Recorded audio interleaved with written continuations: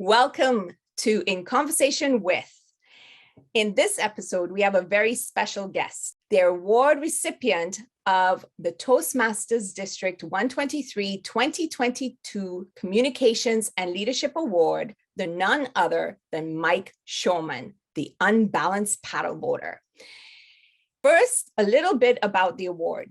The Toastmasters Communications and Leadership Award honors a non-Toastmaster who has made substantial contributions to the well-being of the local community in the areas of communications and leadership. The award has been bestowed by Toastmasters in Ontario since 1974. Our awardee is Mike Shoreman. 2 words, paddles up, became a war cry to millions of people globally in 2019, saluting people struggling from physical and mental health challenges in Mike Shoreman's award-winning speech delivered, winning North America's largest inspirational speech competition. Designed to uplift and inspire persons of every walk of life to climb back up on their paddleboards and to keep going. He speaks openly about his personal battle with mental health, reminding people they are not alone. That speech has impacted over 9 million people around the world, going viral 17 times on 9 different platforms, including Power of Positivity, Jay Shetty, Chicken Soup for the Soul, and Ashton Kutcher, landing him on stages around the world. And today we have him on our stage, on our podcast. Mike Shoreman, welcome to In Conversations With. Hi, Patrice. What an opening. Thank you very much. Lovely to be here with you. Thank you. I've been practicing. It is so good to see you. Follow me around and just introduce me to people if you do it like that. I would do that with absolute pleasure. It is so good to have you with us today. And to our listeners, what I understand is that Mike has actually just come from training and he's about to go back to training. And when we're talking training, we're talking on a paddleboard in temperatures that I believe are still in single digits when it comes to the water. He's practicing for his big event, which we will hear more about in a few minutes for sure. Mike, we're just going to jump right in. Can you share with our listeners a little bit about what has led you, so that catalyst that has led you to where you are today? So just the catalyst part. So when I was a professional paddleboarding coach. I taught stand-up paddleboarding as a profession, and I had a business. And in 2018, I developed a neurological condition called Ramsay-Hunt syndrome, which immobilized me and caused several disabilities, including vision impairments, hearing impairments, vertigo, which is chronic, among several other things. And overnight, I ended up losing my business and my independence, and I spent a long time in physical recovery, but I didn't take care of my mental health because the doctors didn't focus on that. They focused on Physical, me learning to walk again. But that road was very long and it was very dark, and I went on a big mental health journey. And on the other side of it, I decided, like many do when they go through an experience, what they experience, they become passionate about. And I decided I wanted to make sure that that young people who are affected by mental health, who are in crisis, don't feel as alone as I did in my mental health journey. Because it's a slippery slope. You can go from being not okay to not being here very quickly. And I started partnering with mental health organizations, wanting to, ensure that programs and services were provided to young people, so that they don't have to suffer and experience being in crisis. Mm-hmm. It's interesting because I know you started with the speaking platforms, but you also, there's so many ways you are reaching out there and you are putting on that message, what led to the crossing of the lakes? So when I was told, I think we are all a little bit defiant when somebody tells us that we can't do something. I think it really motivates us. So in my story, specialists said because of my condition that I wouldn't be able to paddleboard again. And that must have been heart-wrenching. It was. At the time, it was very defeating. And when they were, when I got on that board for the first time again, I lasted 3 minutes sitting down, and it was as if a carousel was going around in my head.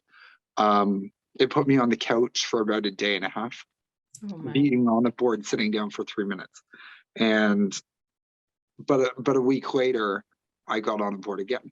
And I kept on consistently small actions, leveraging each win for a bigger win, even if they were just small wins. And then finally, my physical and my mental health was aligned in the right place. And I partnered with Jack.org, and we held an event, and we raised several $1,000s for them. But at the end of it, I was very discouraged in spite of that, because we were just going into a lockdown. And I thought, okay, this event could have been 300 people and it was 30. and this could have raised so much more for kids who are struggling. And I decided then I needed to attach something to this to make it big. So I decided I was going to become the first person with a physical disability to go from one country to another on a paddleboard, and we would attach that to it.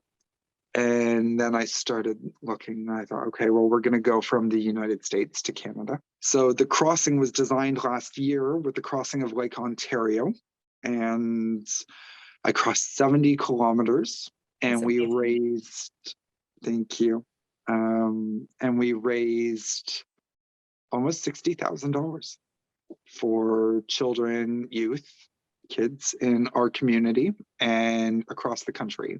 What Jack.org does is they provide mental health programs and services in high schools, colleges, and universities in every province and territory. So the funds that were raised go towards Jack.org so that they can continue doing the great work that they do. And it is a privilege. It's taught me a lot. Well, speaking of the teaching, because this is something that, again, one of the questions, because understanding, and for our listeners and audience, again, recognizing, let's go back to, you were an entrepreneur, you had your business, it was, moving along, and then boom, impact. And it comes on suddenly, didn't expect it, woke up one morning, not feeling well. And before you know it, your life has changed forever. You took that, because it answers, what's motivated you and everything else. And you plowed through that. You wrote a book. You started speaking on stages. Now, it was a natural, your speaking ability may have been a natural gift, because in entrepreneurship, as you know, sales, you're always speaking to everybody all the time, etc. But you really developed that. And so that leads in when you talked about the learning. What would you say is one of your biggest learnings to date when it comes specifically to communications and leadership? Because you're quite a leader now, like as inspiration, as people, you're changing lives. So people are looking to you. That really puts you in that big, okay. So the question, what's been your biggest learning developing that skill as you move through your journey? So I think the phrase "no man is an island" is really hits home with me. It's paddleboarding islands. I rely on big teams in order to achieve the goals that I set out to do.